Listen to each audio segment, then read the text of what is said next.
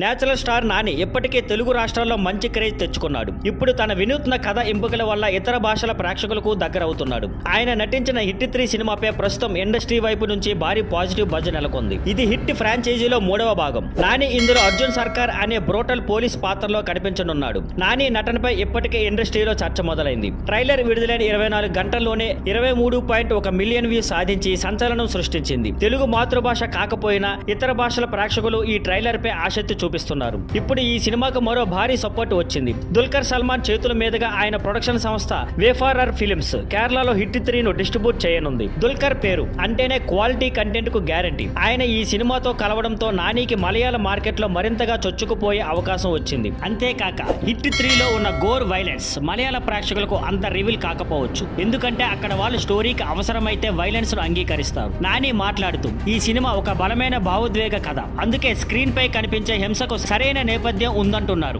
శైలేష్ కొలను దర్శకత్వం వహించిన ఈ సినిమాను ప్రశాంతి త్రిపురనేని భారీ స్థాయిలో నిర్మించారు. సినిమా మే 1న థియేటర్లో విడుదల కానుంది. Thank you for watching. Please like, share and subscribe.